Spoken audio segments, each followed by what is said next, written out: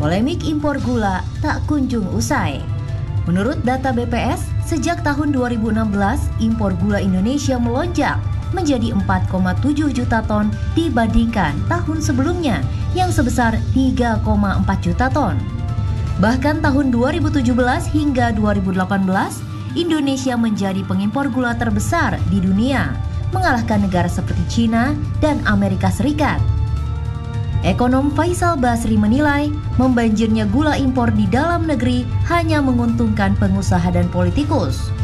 Disparitas harga yang tinggi itu indikasi bahwa rente yang didapat oleh para industriawan gula rafinasi dan atau pedagang atau pemburu rente itu besar sekali.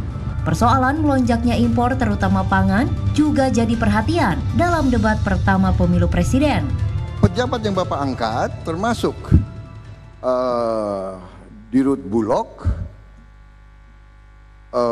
Pak Buas mengatakan bahwa cukup. Kemudian Menteri Pertanian Bapak mengatakan cukup, tapi Menteri Perdagangan Bapak mengizinkan impor komoditas pangan yang begitu banyak. Ini yang membingungkan rakyat dan kami. Ini masalah pemerintahan Bapak sendiri di antara pejabat-pejabat yang Bapak angkat. Karena itu kami tanya kepada Bapak, apakah Bapak benar-benar yakin tentang tidak ada konflik kepentingan? Itu saja, Pak. Ya, kalau ada perbedaan-perbedaan seperti itu, saya kira dalam dinamika sebuah di rapat-rapat saya persilahkan kok. Menteri-menteri itu saling debatnya saya persilahkan, saya dengarkan. Ada yang mau tidak import, ada yang mau import, tetapi kalau sudah diputuskan, ya memang harus dijalankan. Bahwa kalau menteri sama semuanya malah enggak, menurut saya malah enggak bagus. Tidak ada saling kontrol, tidak ada saling ngecek. Menteri Perdagangan Enggar Tias Tolukita beralasan, impor gula yang melonjak digunakan untuk kepentingan industri. Bukan hanya itu, bila pasokan gula begitu banyak di negeri ini, mengapa harga gula di Indonesia lebih mahal 3 kali lipat dibandingkan harga gula dunia?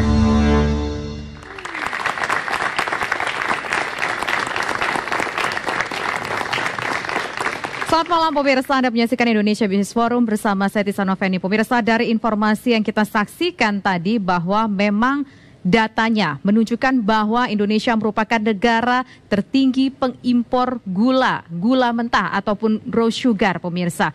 Tapi di sisi lain ada yang menilai bahwa tingginya impor gula di tanah air ini hanya menguntungkan para pengusaha dan politisi saja. Dan para petani gula lokal katanya menderita soal ini. Benarkah hal itu, pemirsa? Kita malam hari ini akan membahas mengenai RI impor gula terbesar, siapa yang untung? Sudah bergabung bersama kita salah satu narasumber lagi yang kita tunggu tadi kehadirannya, Bang Rizal Ramli. Apa kabar, Bang? Baik, sehat. Baik.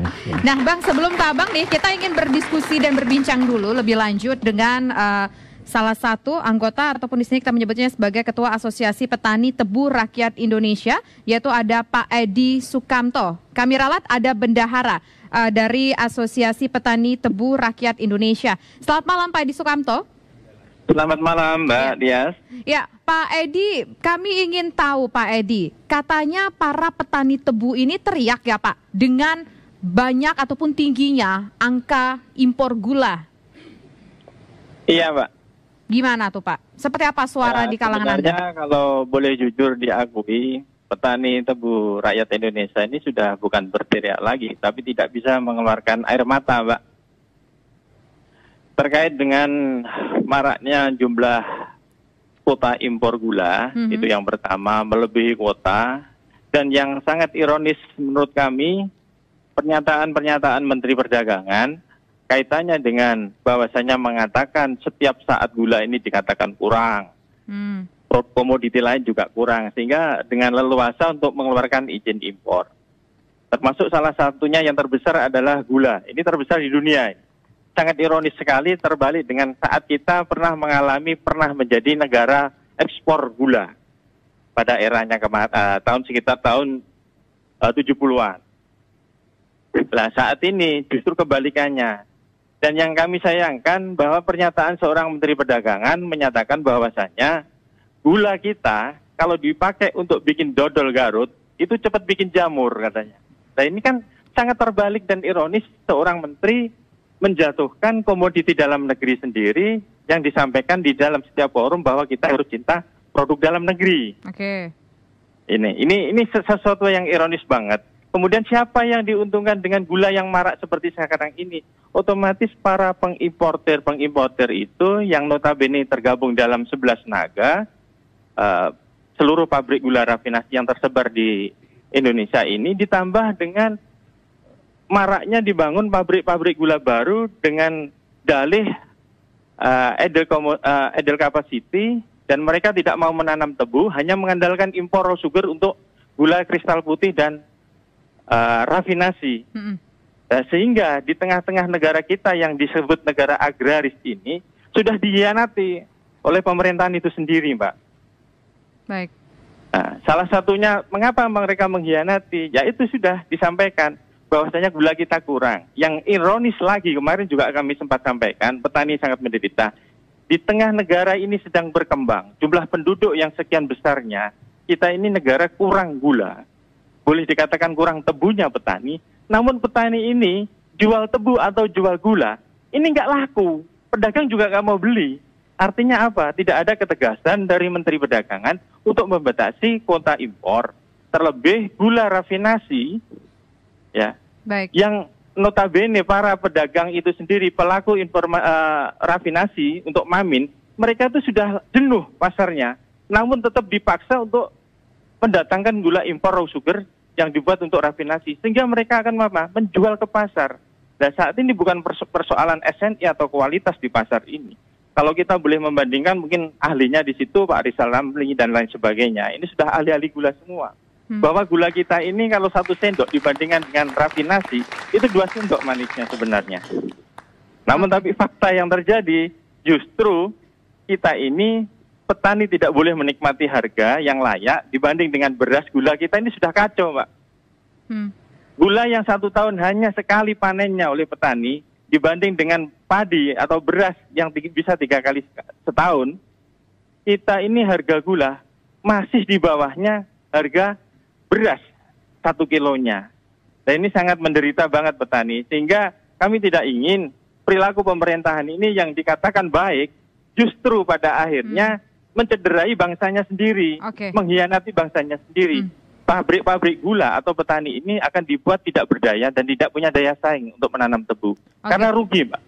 Diakui atau tidak diakui, mohon maaf, ini diakui atau tidak diakui, kita ini biaya produksinya sangat tinggi. Negara nggak bertanggung jawab dengan pupuk yang mahal dan susah dicari. Kemudian biaya tenaga kerja ini dengan kebutuhan hidup sehari-hari, ongkos kerja kita nggak mungkin turun. Karena masih banyak menggunakan tenaga manusia. Sementara alat-alat yang kita pakai pun, kita ini tidak tepat iklimnya, karena di Jawa, otomatis rata-rata produksi gula ini kan di Jawa. Lahan kita itu tidak seperti di luar negeri.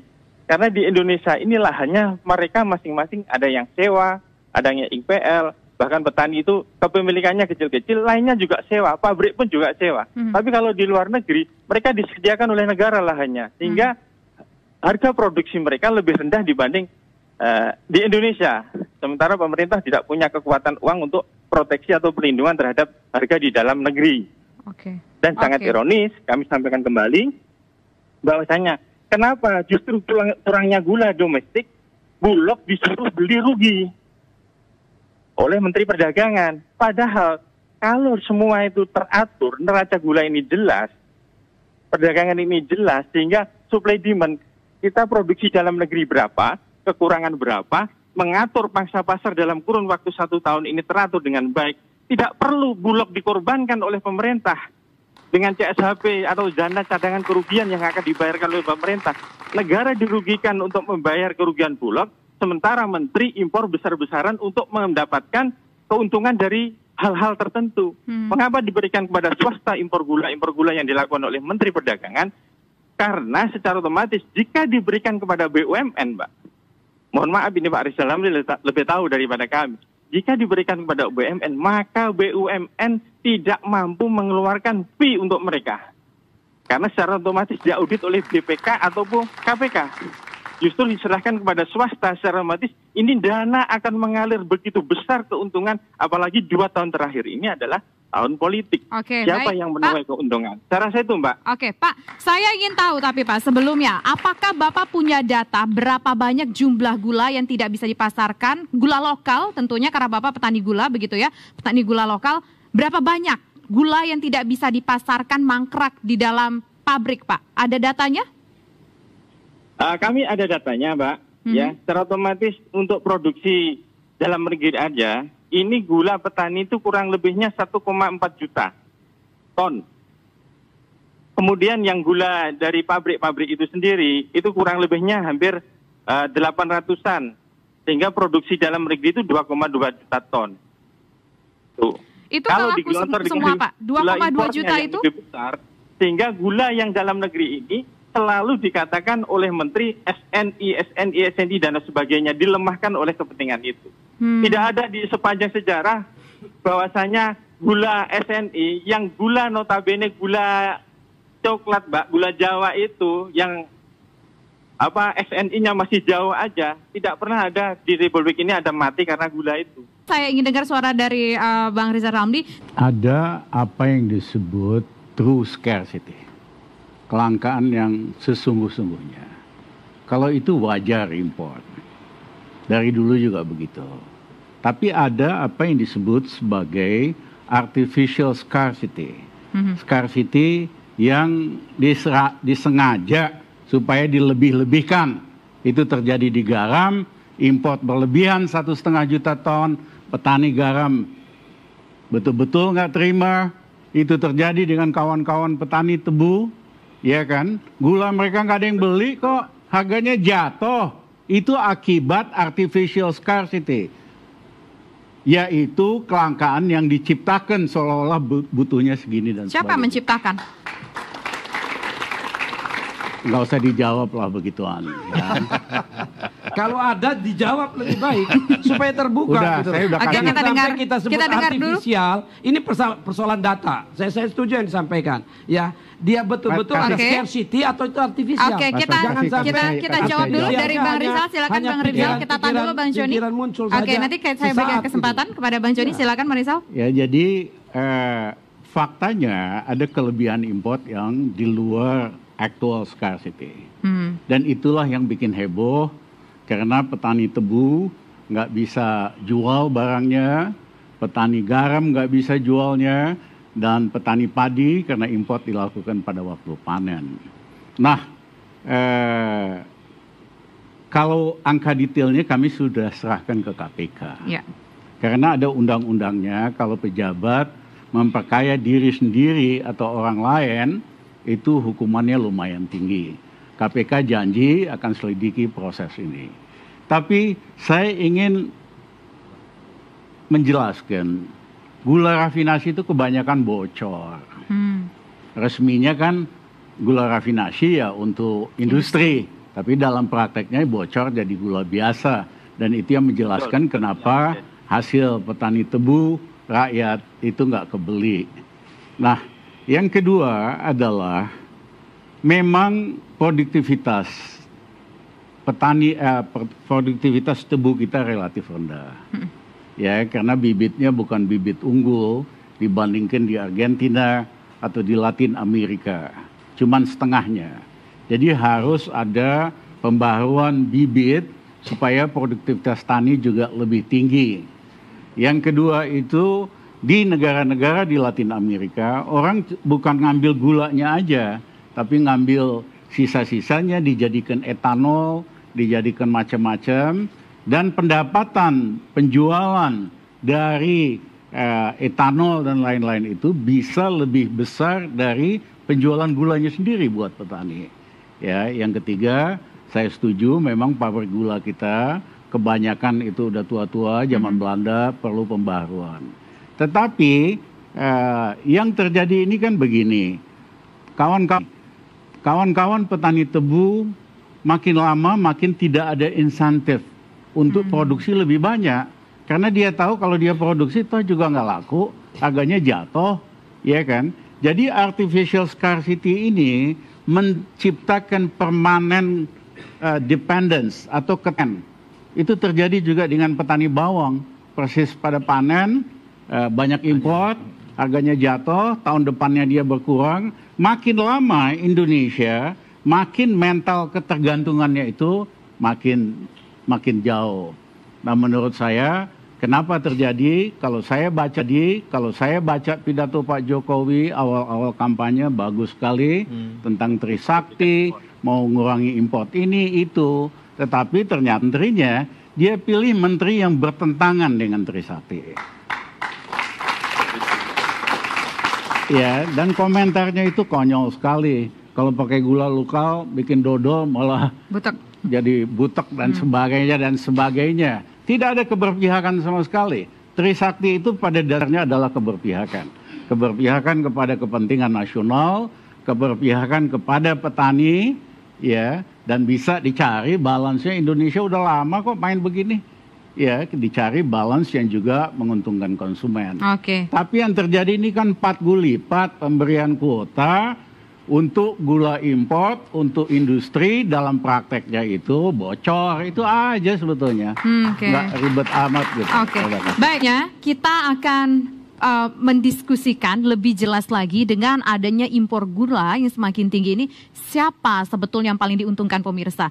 Tapi nanti usai jeda berikut. Dan Pak Edi Sukamto, terima kasih waktunya sudah bersedia bergabung bersama kami di Indonesian Business Forum. Selamat malam Pak Edi. Kita beri kesempatan kepada Bang Joni dulu. Yang pertama itu, saya tertarik sekali apa yang disampaikan oleh Pak Rizal. Ya. Ada actual scarcity, ada artificial scarcity. Ya, ini dua yang sudah berbeda. Pada saat kita mengacu dua data yang berbeda dalam mengurus negara ini repot. Kalau memang ada artificial scarcity, saya kira Pak Rizal punya kewajiban moral untuk menyampaikan ini loh artifisialnya.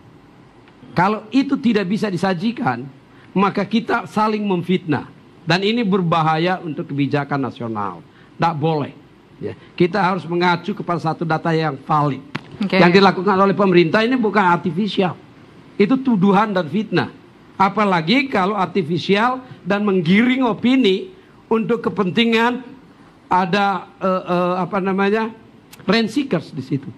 Ada orang yang mengambil keuntungan, kelompok-kelompok mengambil keuntungan. Kalau tidak berbasis data ini repot. Tapi kalau ada datanya, laporkan kepada aparat hukum. Tangkap itu. Kalau ada tangkap. Jadi bukan gosip-gosip untuk dimainkan di ruang publik dan untuk kepentingan kapitalisasi politik berbasis gosip. Ini tidak boleh. Saya mau jawab. Saya teruskan dulu. Saya mau jawab apa yang disampaikan oleh Pak Derajat. Ini nuduh sembarangan. Saya tidak nuduh. Saya menyampaikan, jangan sampai. Saya ajukan ke Barreskrim. Sampaikan itu kepada saya sudah sampaikan ke Barreskrim. Kita dengar dulu. Sampaikan pada publik. Kita tahan dulu Bang Joni. Jangan tertutup. Saya selesaikan. Nanti ini kita langsung jawab. Nanti kita berikan kesempatan kepada Bang Joni. Kita dengar dulu apa tanggapan Bang Rizal atas tanggapin apa yang disampaikan Pak Derajat. Kita tahan dulu, kita dengar dulu. Kita dengar dulu Bang Joni, nanti saya berikan kesempatan, silakan Bang Rizal. Kami sudah membawa data fakta ke Barreskrim. Ada tanggalnya, ada beritanya bahwa terjadi permainan di dalam banyak impor. Kami sudah bawa data termasuk pasal-pasal hukumnya kepada KPK bahwa ada permainan rent seeking. Sederhana saja, misalnya dalam kasus garam, Ibu Susi bikin surat resmi, kebutuhan hanya sekian, dilebihkan 1,5 juta ton importnya, sama juga dengan gula dan sebagainya. Itu semua ada hitungannya, ada data-datanya, kami serahkan ke KPK sudah, dan KPK komisionernya janji, kita terus terang kita setelah bikin tim, dia bilang kita akan pelajari ini. Ya, lagi nunggulah momennya, tenang aja Pak Ramli, pasti kejadian. Masukan Anda soal permasalahan ini apa, singkat saja. Silakan Bang Rizal. Kalau memang tidak ada artificial scarcity, kelangkaan yang diada-adakan, gula petani pasti laku. Kenyataannya kan gula petani nggak laku, atau harganya jatuh sama sekali. Jadi artificial scarcity itulah sumber renta yang terjadi. Nah, menurut saya, hemat saya, ini pelajaran yang berharga antara misi, strategi, kebijakan, dan personil itu harus konsisten. Kalau pemimpin visinya ngomong begini, strateginya ke sebelah sana, ya kan, polisinya ke sebelah sana, personilnya, jiwanya kebalikannya, ya inilah yang terjadi. Indonesia jadi importer gula paling besar hari ini di dunia. Nah, padahal kita tentu memiliki berbagai potensi untuk bisa jadi justru produsen gula paling besar di dunia karena cuaca dan sebagainya. Nah, sayangnya ininya nggak jalan fungsi Menko. Masalah importnya kan dari zaman Pak Harto, ya kan? Biasanya ada kecenderungan kelembagaan. Kalau Bulog itu selalu maunya import. Departemen Perdagangan selalu maunya import. Baik. Departemen Pertanian sebaliknya selalu mengatakan produksi lebih segini. Baik. Karena budgetnya tergantung. Nah, penengahnya biasanya Menko-nya yang menetapkan angka perlu import apa enggak. Ya kan, waktu saya Menko, saya lihat nggak perlu import beras, 2 tahun nggak ada import beras sama sekali, dan cukup. Nah, ini fungsi Menko-nya kagak jalan. Nggak jalan karena memang, wah nggak usah ngomongin lah. Sehingga apa? Pelajaran buat siapapun presiden yang akan datang. Kalau ngomong visi ini, harap strategi konsisten, policy konsisten, personel konsisten. Oke. Karena kalau nggak visi ke kiri, tindakan ke kanan, kebijakan ke kanan, ya kan, hanya menguntungkan sebagian kecil, yaitu pencari rente ini dan bukan rakyat Indonesia. Oke, baik. Terima kasih Bang Rizal, terima kasih Pak Derajat, terima kasih Pak Dwi, dan terima kasih juga Bang Joni Plate sudah bersama kami di Indonesia Business Forum. Dan pemirsa, demikian kebersamaan kita dalam Indonesia Business Forum kali ini. Saya Tisa Noveni undur diri. Terima kasih, selamat malam dan sampai jumpa. Terima kasih Bang.